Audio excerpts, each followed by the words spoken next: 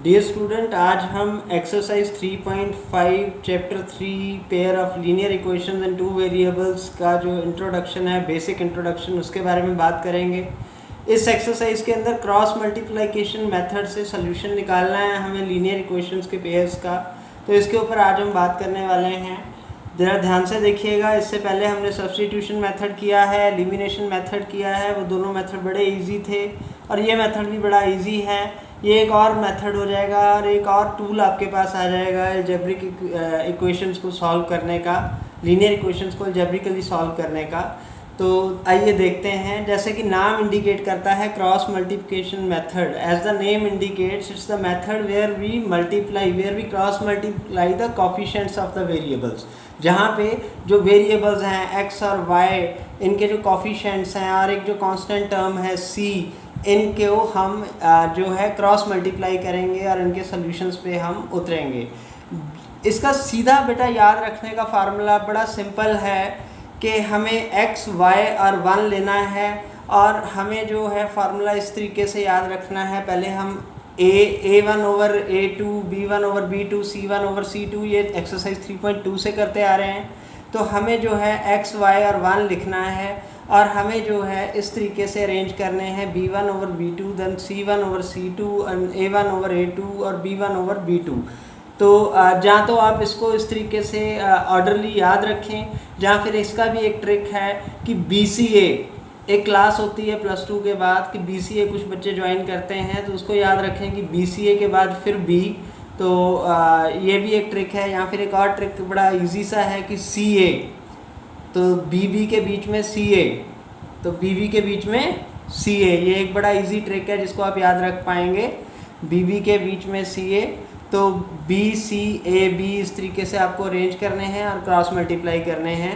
और इसका जो एक्चुअल फार्मूला है, अगर आप फार्मूला याद करना चाहते हैं तो ये इसका फार्मूला है x over, cross multiplication method का फार्मूला ये है कि x over b1 c2 minus b2 c1, y over c1 a2 minus c2 a1 and 1 over a1 b2 minus a2 b1। अगर आप इसको देखें b1 c2 b2 c1, तो इन दोनों को जो है माइनस करते हैं हम, b1 c2 b2 c1, इन दोनों को माइनस करना है। उसी तरह से c1 a2 minus c2 a1, उसी तरीके से a1 b2 minus a2 b1।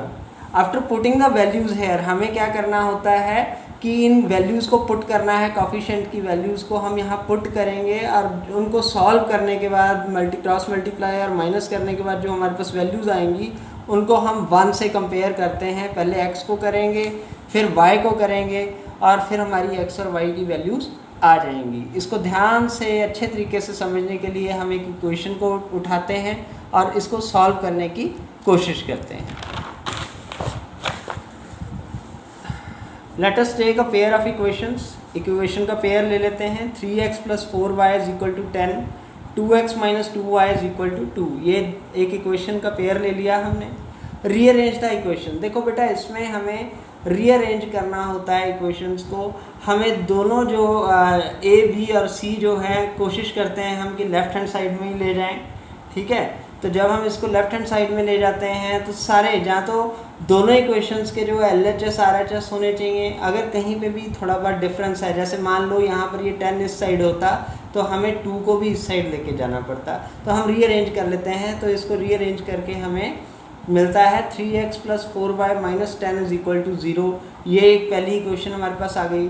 उसी तरीके से 2x - 2y - 2 = 0, ये हमने रीअरेंज करके इसके वैल्यूज़ हमने फाइंड आउट किए। a1 की वैल्यू 3 आती है, b1 की वैल्यू 4 आती है और c1 की वैल्यू -10 आती है। उसी तरीके से a2 की वैल्यू 2 आती है, b2 की वैल्यू -2 आती है और c2 की वैल्यू भी -2 आती है। अब हम उसी तरीके से BCAB से अरेंज करेंगे। तो b में क्या है, 4 और -2, 4 और -2। फिर c में क्या है, -10 -2, तो -10 -2। फिर a में क्या है, 3 और 2, 3 और 2 वो हमने लिखे। फिर 4 और -2 दोबारा लिख दिए। अब हमने क्या करना है, क्रॉस मल्टीप्लाई करना है। तो 4 × -2, 4 × -2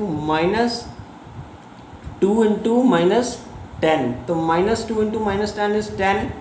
यहाँ पे और 4 इंटू -2 इज़ -8, तो -8 -20, क्योंकि ये दोनों माइनस माइनस प्लस हो जाएंगे, तो 2 10 जा 20, तो 8 -20 ये वैल्यू आ जाएगी। उसी तरह जब हम y को देखते हैं तो -10 इंटू 2 -2 इंटू 3, तो -10 इंटू 2 क्या आता है -20, -2 इंटू 3 -6 है, तो इस तरीके से -20 माइनस प्लस 6 ये वैल्यू आ जाएगी। अब हम उठाएंगे 1 वाला केस, तो इसमें 3 इंटू -2 -6 बचेगा, -2 इंटू 4 8 बचेगा, तो -6 -8 ये वैल्यू हमारे पास आ जाएगी यहाँ पे। उस तरीके से अब हम बात करेंगे तो x की वैल्यू -8 -20 क्या होगा -28, y की वैल्यू क्या है -20 प्लस 6, तो 20 - 6 क्या हो जाएगा 20 - 6 आपका 14 हो जाएगा। बड़े नंबर के साथ माइनस है तो माइनस आ जाएगा यहाँ पे, और -6 -8 जो है वो ऐड हो जाएंगे, क्योंकि माइनस बड़े वैल्यू के साथ माइनस है तो वो बड़े की साइन आ जाएगा, 14 हो जाएगा। अब देखिए हम इस किस तरीके से कंपेयर करेंगे, किस तरीके से इसको फॉलो करेंगे। देखिए x इज इक्वल टू, हमारे पास इक्वेशन जो हमने सॉल्व किया x इज इक्वल टू -28 और इज इक्वल टू 1/-14।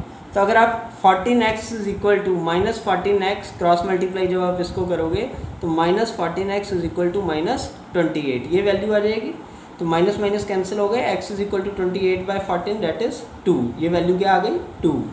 और y को भी इसी तरीके से हम कंपेयर करेंगे, तो y की वैल्यू क्या थी -14 और फिर 1 के नीचे भी -14, तो जब आप क्रॉस मल्टीप्लाई करोगे इनको तो 14/14 1, तो इस तरीके से x की वैल्यू हमारे पास 2 आ गई और y की वैल्यू हमारे पास 1 आ गई।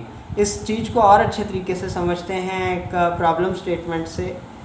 प्रॉब्लम स्टेटमेंट है आपका, from the bus stand in the Bangalore if we buy 2 tickets to Malleshwaram and 3 tickets to Yeshwanthpur, the total cost is ₹46, but if we buy 3 tickets to the Malleshwaram and 5 tickets to Yeshwanthpur, the total cost is ₹74.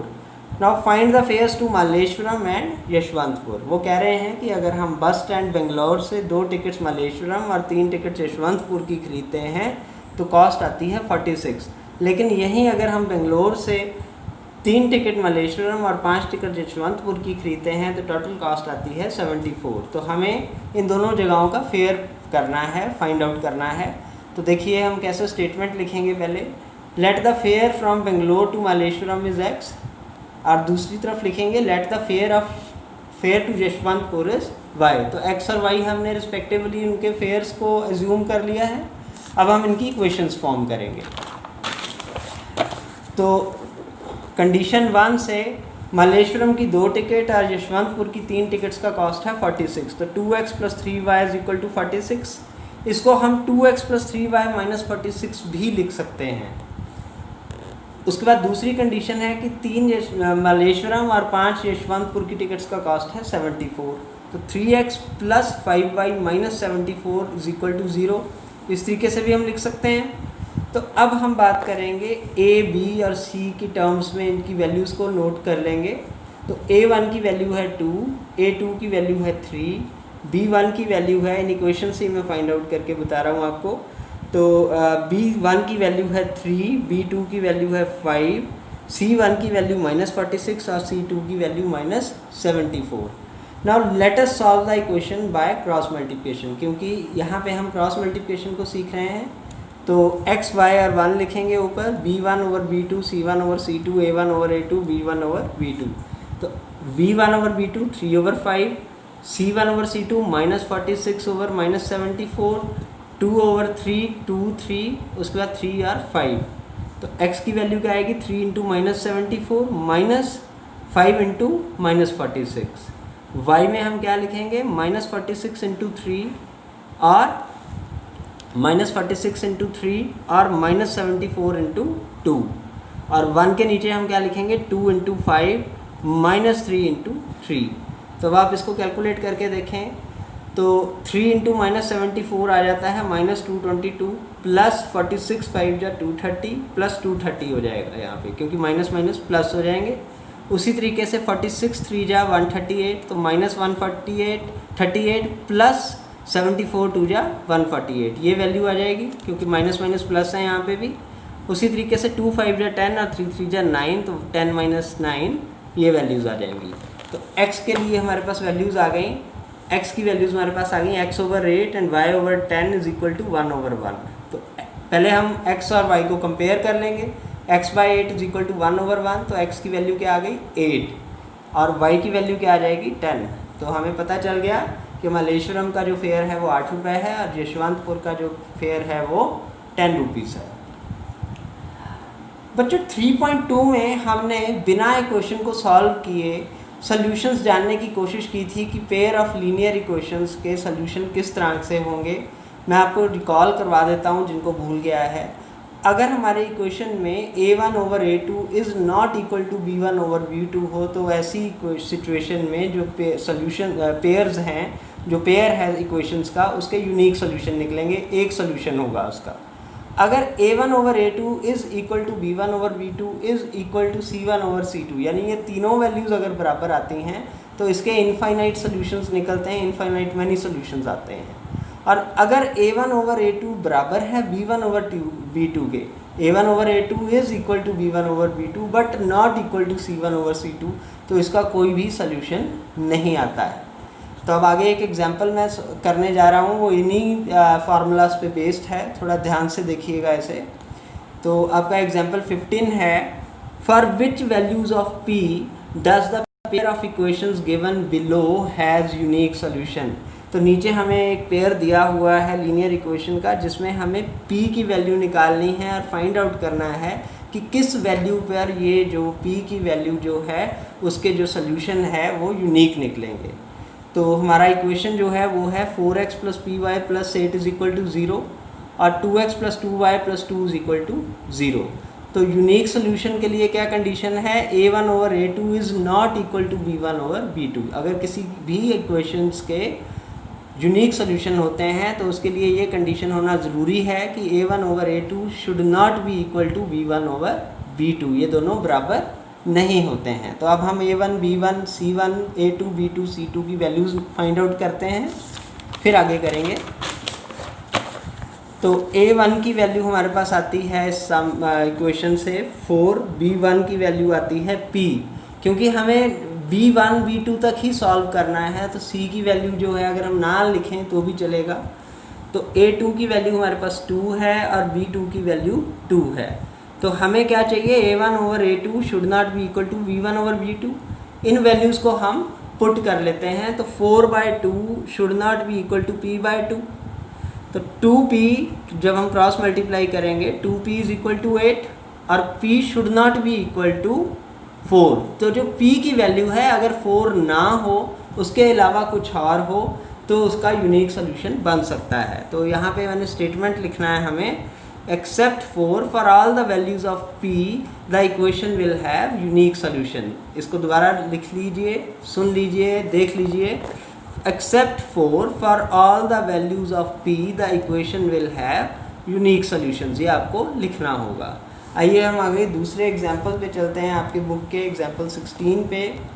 कुछ ये practice करनी चाहिए हमें जिससे हमें और ज़्यादा आसानी हो जाती है आगे समझने में और क्वेश्चंस को सॉल्व करने में। तो यहाँ पे वो बोल रहे हैं, For what values of k will the following pair of linear equations have infinite many solutions? इसमें ये बात हो रही है कि k की किन वैल्यूज़ पे जो नीचे पेयर दिया गया है उनके इनफाइनाइट मैनी सॉल्यूशंस होंगे।